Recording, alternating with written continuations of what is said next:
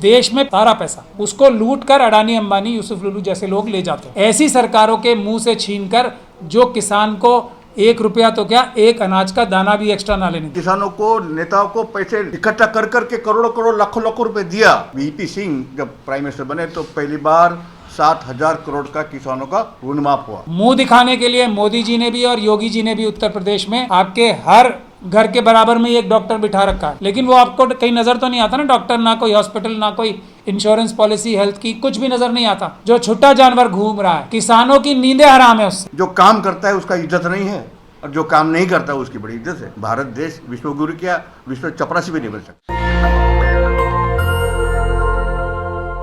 हम इस बात को अच्छे से जानते हैं, जो समय पिछले 11 साल से और उससे पहले से भी चल रहा है, उससे भारत को निजात दिलानी है। यानी कि लूट पाट के राज से अगर निजात दिलानी है तो वह आंदोलन के रास्ते ही हो सकती है। आंदोलन के बगैर हमारा देश 3rd largest economy, 4th largest economy तो बन सकता है, 2nd लार्जेस्ट इकोनॉमी बन सकता है, लेकिन हमारा देश खुशहाल नहीं बन सकता। क्योंकि देश में पैसा किसान, मजदूर और दूसरे गरीब लोग कमाते हैं। सारा पैसा उसको लूट कर अडानी अंबानी यूसुफ लुलू जैसे लोग ले जाते हैं। तो मेहनत हमारी और पैसा तुम्हारा चलने वाला नहीं है। इसका तोड़ सिर्फ और सिर्फ आंदोलन है। हर ज्यादती का, हर जुल्म का, प्रताड़ना का हल सिर्फ और सिर्फ एक है और वो है आंदोलन। आंदोलन के अंदर भी सबसे बड़ी शर्त क्या है कि आंदोलन का नेतृत्व, लीडरशिप ईमानदार और बहादुर लोगों के हाथ में होनी चाहिए। वरना मुंह दिखाने के लिए बहुत सारे आंदोलन बहुत सारी जगह होते हैं, लेकिन वो कुछ दिनों बाद टाइम फिश हो जाते हैं। हमारा सबसे महत्वपूर्ण जो एक आम इंसान को, आम किसान को, आम मजदूर को, आम नागरिक को अपने लीडर से सवाल पूछना चाहिए, जो सबसे महत्वपूर्ण है कि तुमने अपने ज़िंदगी में किया क्या, हमारे लिए टेबल पे क्या लाया। तो वीएम सिंह साहब के साथ में आज इसीलिए बैठा हूँ कि ये किसानों के लिए मेहनत करके, आंदोलन करके, अपनी वकील ना होते हुए भी बड़ी बड़ी अदालतों में जाके बहस करके किसानों के घरों में पैसे लेके आए। ऐसी सरकारों के मुंह से छीनकर जो किसान को 1 रुपया तो क्या 1 अनाज का दाना भी एक्स्ट्रा ना लेने। तो इन्होंने कुछ किया है, इसीलिए मैं भी इनके साथ खड़ा हूँ। उन्होंने 3 महत्वपूर्ण मुद्दे उठाए हैं। अगर वो आप लोगों को अच्छे लगते हो, जो ये मैसेज आप तक पहुँच रहा है उसको सोशल मीडिया के ज़रिए सब तक पहुंचाना भी ज़रूर। 3 मुद्दे इनके में महत्वपूर्ण क्या है। एक तो 500 रुपये MSP, गन्ने का रेट 500 रुपये। आज तक किसी ने नहीं किया है। कोई 400 रुपये बोलता है बड़ा एहसान करके, हालांकि दिया किसी ने कभी कुछ नहीं है।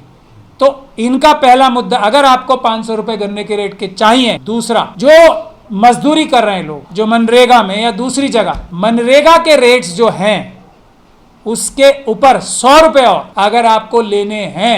तीसरी महत्वपूर्ण बात जो वीएम सिंह साहब ने कही है, आपको सबको पता है, मुंह दिखाने के लिए मोदी जी ने भी और योगी जी ने भी उत्तर प्रदेश में आपके हर घर के बराबर में एक डॉक्टर बिठा रखा है, लेकिन वो आपको कहीं नजर तो नहीं आता ना। डॉक्टर ना कोई हॉस्पिटल, ना कोई इंश्योरेंस पॉलिसी हेल्थ की, कुछ भी नजर नहीं आता। तो उसका प्रैक्टिकल सोल्यूशन वीएम सिंह साहब बता रहे हैं, जिनको आप झोला छाप कहते हो, जो रजिस्टर्ड मेडिकल प्रैक्टिशनर्स होते हैं RMP, उनको 1-1 साल की ट्रेनिंग दिला के आपको सबसे ज़्यादा रात को, दिन को 24 घंटे जो अवेलेबल है गांव के अंदर, उसी व्यक्ति को, उसी रजिस्टर्ड मेडिकल प्रैक्टिशनर को, जिसको झोला छाप भी बोला जाता है, उसको इतना ज़्यादा अच्छा बना देंगे, उसको इतना ट्रेन कर देंगे कि वो आपकी उस समय की जो इमरजेंसी की बीमारी की हालत है उसको ठीक करे और उसके बाद आपको एक अच्छे हॉस्पिटल में ले जाने का समय मिले। वरना बहुत सारे लोग हमारे इसी वजह से मर भी जाते हैं कि उनको तुरंत कोई भी मेडिकल हेल्प मिलती नहीं है। कागज़ों पे सारे हॉस्पिटल्स और ये सब सरकारें बनाती हैं। तो ये 3 मुद्दों को अगर आप अच्छा समझते हो। चौथी चीज़ जो महत्वपूर्ण है, छुट्टा जानवर, उसके लिए तो मैं भी वहाँ पे एक सोल्यूशन सोचा है, लेकिन वीएम सिंह साहब ने बहुत बड़ा मुद्दा उठाया है पूरे देश में और ख़ासतौर पर उत्तर प्रदेश में। जो छुट्टा जानवर घूम रहा है, किसानों की नींदें हराम है उससे। दिन में तो बेचारे मेहनत करते हैं, रात को भी नहीं सो पाते हैं, बीमार हो रहे हैं किसान जाग जाग के। वो आज भी पूरे किसानों की एक गॉस्पल कही जाए ऐसी किताब है और दुनिया भर में उसकी चर्चा हो रही है। मेरा बाप भी किसान नहीं था, मेरे बाप का बाप भी किसान नहीं था।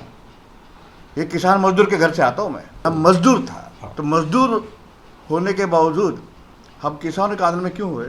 तो हमारे लोग, कुछ लोग अम्बेडकराइट उस वक्त हमें बोलते थे यार तू वही किसान मारते हैं, वो ओबीसी मारते दलितों को, तो उनके साथ में क्यों है। मैंने बोला कि भाई साहब अगर आप ये समझेंगे नहीं, वो भी किसी के गुलाम हैं, गुलाम में को गुलाम, और वो उनका सुन के मारे हमारा असली शत्रु तो वो दिख नहीं रहा।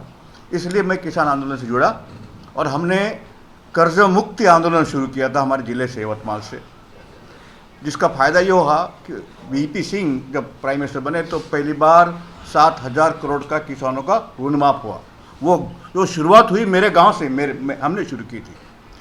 तो लेकिन मेरा ज़िला, जिस ज़िले से मैं आता हूँ महाराष्ट्र से, यवतमाल ज़िला, मुझे शर्म के साथ में आपसे कहना पड़ता है कि सबसे ज़्यादा आत्महत्या है उस ज़िले में हुई, जिसका दोष आज भी है। मुझे वीएम सिंह जी के इसमें आशा दिख रही है।